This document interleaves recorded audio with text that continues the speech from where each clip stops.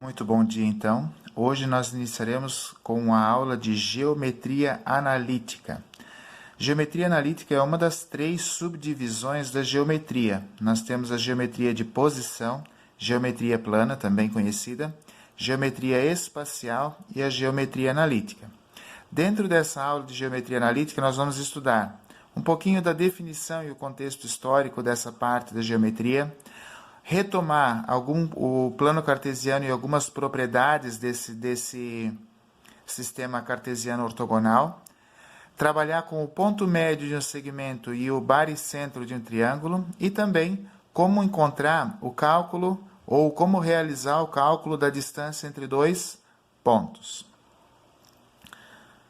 Então, o que seria a geometria analítica? Geometria analítica ela é uma complementação da geometria euclidiana que estuda os mesmos elementos geométricos, o ponto, a reta e o plano. Porém, ela se encarrega de estabelecer uma conexão entre a geometria e a álgebra. Quando lá na geometria euclidiana um ponto era apenas um lugar no espaço, certo? Indicado por uma letra maiúscula, na geometria analítica, esse ponto tem uma posição exata, que está associada a uma coordenada x e a uma coordenada y. Quando uma reta pode ser um simples risco indicado por uma letra minúscula do alfabeto, na geometria analítica, essa reta tem uma equação que define a sua inclinação, a sua posição, a sua localização, enfim. A geometria analítica ela é a junção da ciência da geometria plana, com a álgebra. E quem fez as primeiras referências sobre essa parte da geometria foi o matemático e filósofo René Descartes, seguido de outros matemáticos como Pierre de Fermat e assim por diante. A base de tudo para a gente trabalhar com o estudo da geometria analítica é o plano cartesiano, o mesmo plano cartesiano que vocês estudaram lá no 9º ano, no ensino fundamental, que vocês estudaram lá no 1º ano de ensino médio como representação de gráficos de funções. O mesmo plano cartesiano, certo? Então, toda a geometria analítica, ela se dá em cima da representação cartesiana. Justamente esse nome cartesiano vem em homenagem ao matemático e filósofo René Descartes. O que seria, então, esse plano cartesiano? Esse plano cartesiano nada mais seria do que uma representação de dois eixos perpendiculares, um eixo vertical e um eixo horizontal, que é chamado de eixo das abscissas ou eixo x e eixo das ordenadas ou eixo y, onde eu faço a localização de pontos com os seus respectivos pares ordenados, onde o primeiro valor sempre é o valor de x e o segundo valor sempre é o valor de y. E o cruzamento desses eixos é chamado de origem. O plano cartesiano possui como propriedades a divisão em 4 partes. Cada parte é chamada de quadrante. E a localização dos quadrantes é no sentido anti-horário, certo? Então, o primeiro, segundo, terceiro, quarto quadrante. Quando nós falamos dos quadrantes, nós podemos falar também um pouquinho sobre o tipo de ponto que se localiza em cada quadrante. Então, no primeiro quadrante, os pontos têm coordenada positiva para x e positiva para y. No segundo quadrante, negativa para x e positiva para y. No terceiro quadrante, negativa para x e negativa para y. E no quarto quadrante, os pontos têm coordenada positiva para x e negativa para y. Outra propriedade importante que nós falamos são as bissetrizes do quadrante. O que é uma bissetriz? É um segmento de reta que divide o ângulo exatamente ao meio. Cada quadrante é formado por ângulos de 90 graus. Então, nós temos as bissetrizes dos quadrantes ímpares, onde os valores de x vão ser iguais aos valores de y. Por exemplo, menos 4 e menos 4, menos 2 e menos 2, menos 1 e menos 1, 1 e 1 e assim sucessivamente. Já nos quadrantes pares, a bissetriz ela tem os pontos com as coordenadas. O sinal de y é o sinal oposto ao sinal de x. Então, por exemplo, menos 4 e mais 4, menos 2 e mais 2, 2 e menos 2, certo? Essas seriam algumas propriedades das bissetrizes de uma reta nos quadrantes do plano cartesiano. Como nós podemos fazer a localização de um ponto no plano cartesiano, certo? e no meio desses dois pontos, sempre vai existir outro ponto, porque existem dentro de um plano infinito os pontos, pela teoria da geometria euclidiana. Digamos que eu tenho um ponto P aqui e um ponto Q ali, certo? E no meio desses dois pontos existe um outro ponto. Esse ponto é chamado de ponto médio.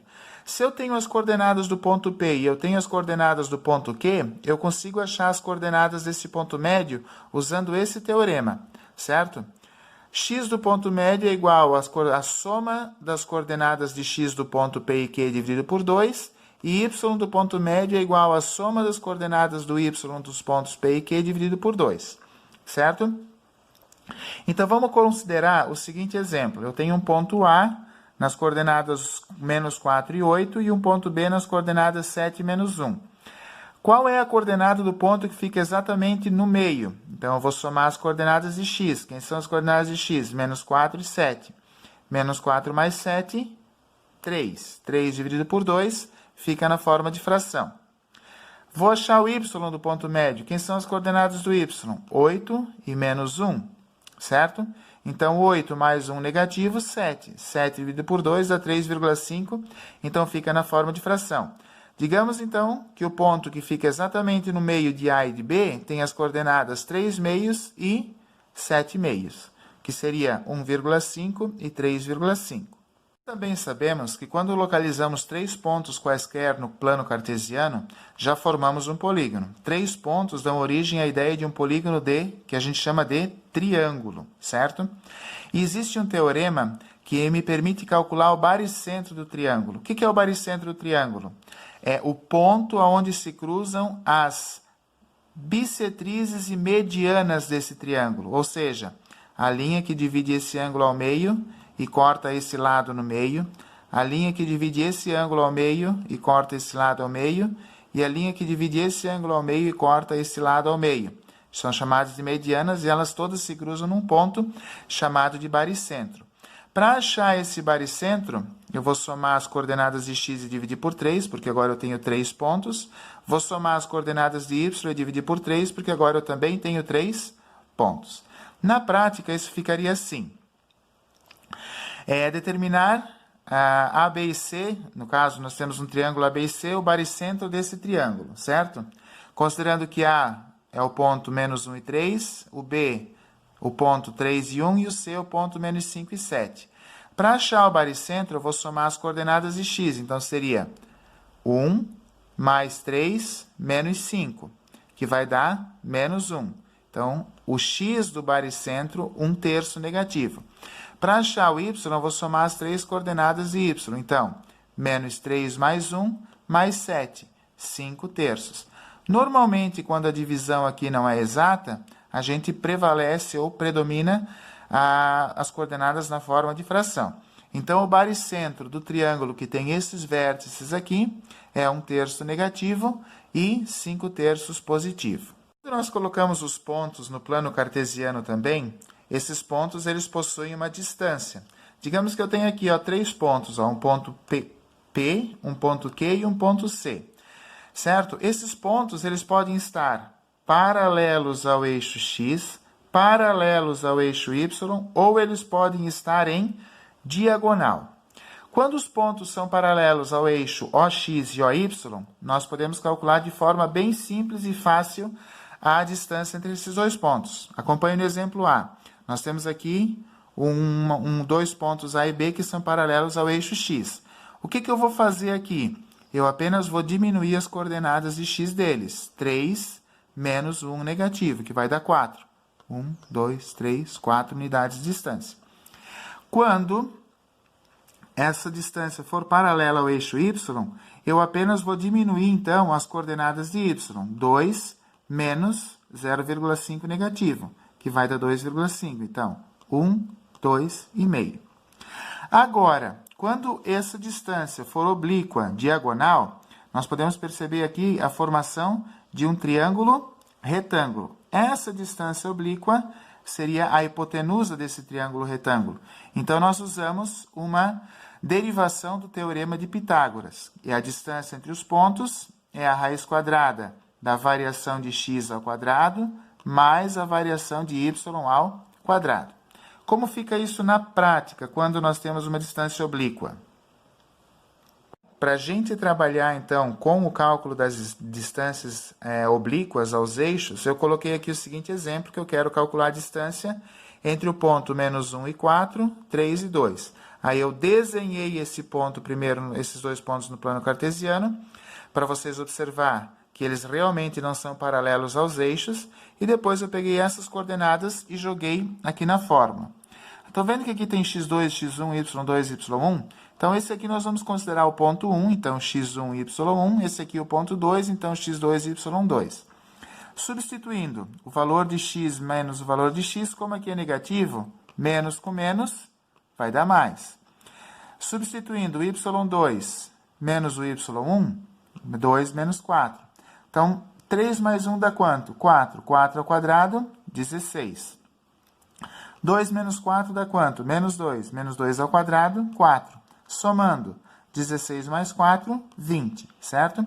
Eu posso deixar nessa raiz de 20 aqui, ou eu posso fatorar o resultado e trabalhar ele com essa forma de radical, ou decimal. Então, a distância entre o ponto A e o ponto B é igual a 2 na raiz de 5.